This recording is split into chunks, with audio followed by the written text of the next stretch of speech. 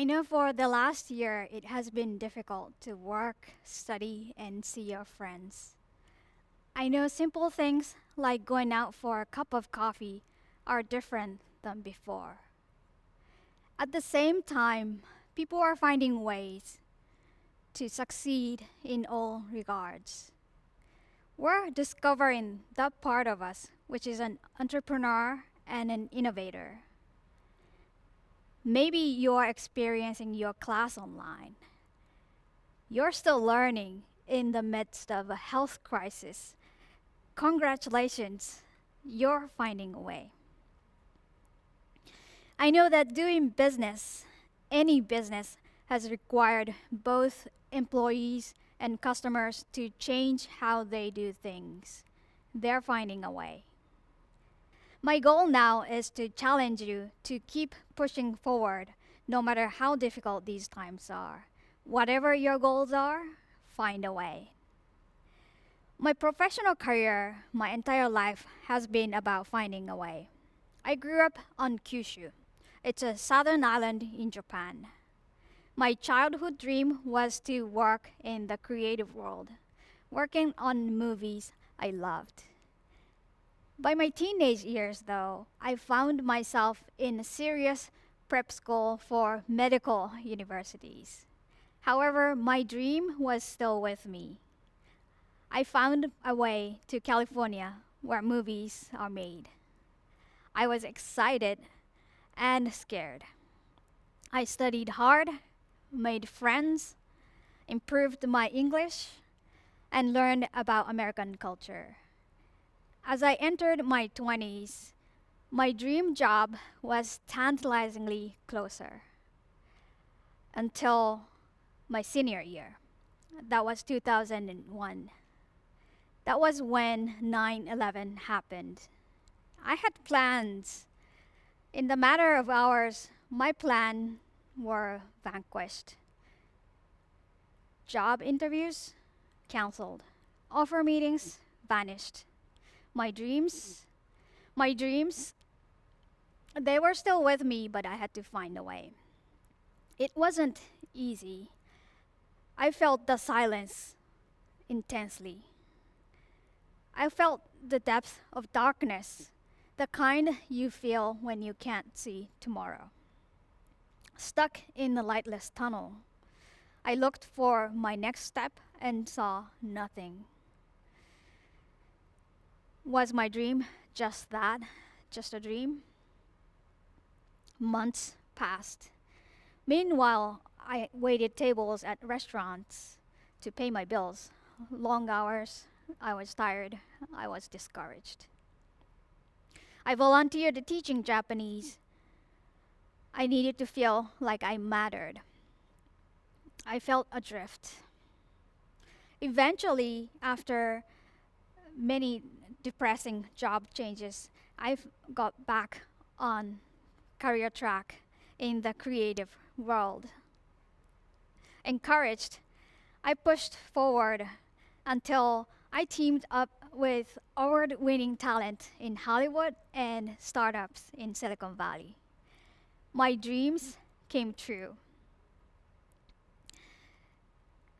I think you can guess that this isn't the end of the story. I moved back to Japan. I went through a reverse culture shock. Although I'm fluent in Japanese, many things people do or say in meetings puzzled me. You see, there are unspoken rules based on underlying organizational patterns. These aren't apparent to outsiders, in this case, included me. These patterns give us ideas about how to rethink tomorrow. One pattern I noticed is that in Japan, people don't leave their jobs. They stay with the same employer for years, almost for life. Nearly 60% of public companies report their employees' average tenure is between 10 and 20 years. And another 200 companies report their average tenure is over 25 years. A quarter century, that is a long time. Compare that to the Silicon Valley companies. Their tenure averages less than 2 years. In Japan, 20, 25 years can only be an average, right? Let's look at this another way to understand this a little better. This is national average tenure by age group. Notice these parallel lines, almost same years apart. Something really weird is going on. Just to show you, this is the United States. Here's what's going on. In Japan, if you have worked for a company for 10 years, the people who started the same year with you are for the most part still there. Now, I was curious. I wondered what this cohort system could mean. I learned one, the origin of this system dates back to the late 1800s. Two, cohort intakes take place as early as sophomore year or senior year. 98% of graduates get employed. For high school graduates, it's as high. Three, as a member of cohort, you'll be trained, network, receive corporate culturalization, and probably enjoy a steady career progression with your peers. The impact of this system is amazing. According to OECD 2019 data, Japan had the lowest unemployment in the world for the people between 15 and 24 years old. The green bar is the United States. France is purple. See, far on the left, Japan is at 5%. Japanese companies aren't being all altruistic. They've done the math. They know it is to their advantage to acquire and look after young labor forces. Japan knows that with the right training and hard work on youth part, every talent can succeed. Students graduate in March and start with companies in April. They spend a couple years learning about corporate culture and rules, business manners, and the necessary basic for their job. As they build a strong foundation, they're ready for the next step. Pay starts low, but it increases as they gain experience, and they earn into an annuity program which helps their post-retirement living. This creates a knowledgeable, experienced, and content workforce, which leads to an economic stability for the company and for the country. Just to mention a few, Japan has been the top 3 GDP countries. It has the lowest rate of crime, and its people live the longest in the world. Sustainability, they got it. In Japan, unskilled young labor forces have a place in the community and the basic income as they learn and overcome all the challenges. Their managers and peers will help them.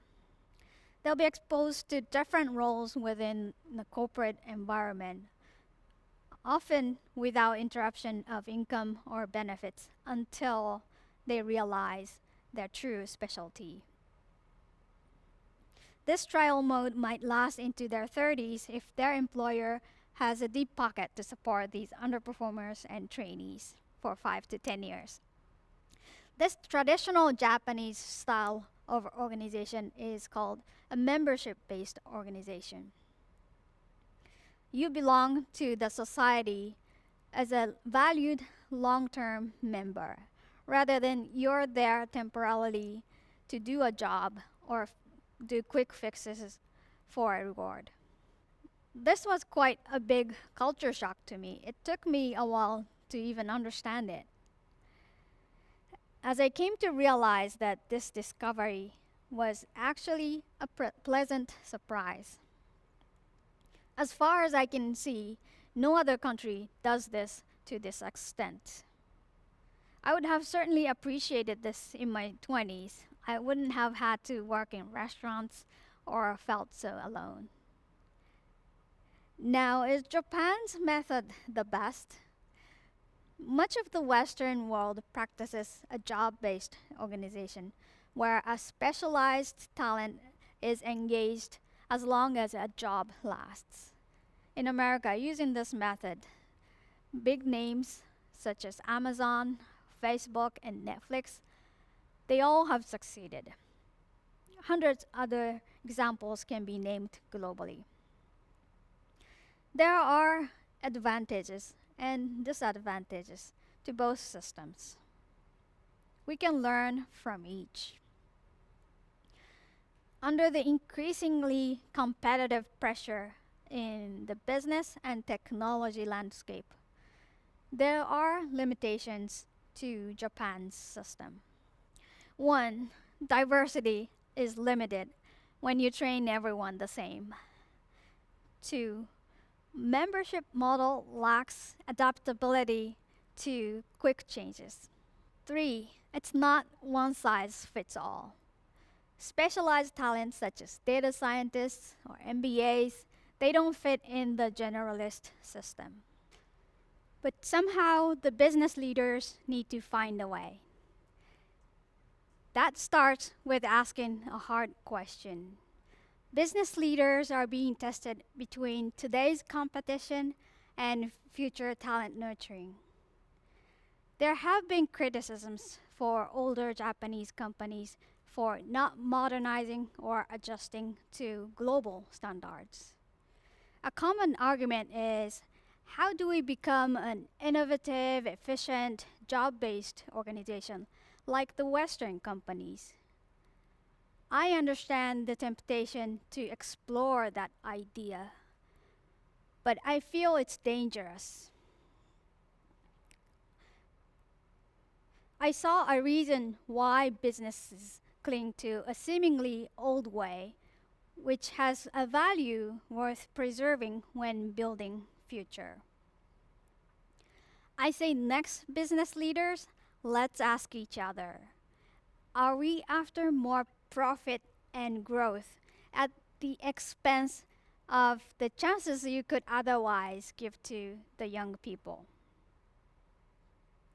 I would like to extend this question to all leaders around the world.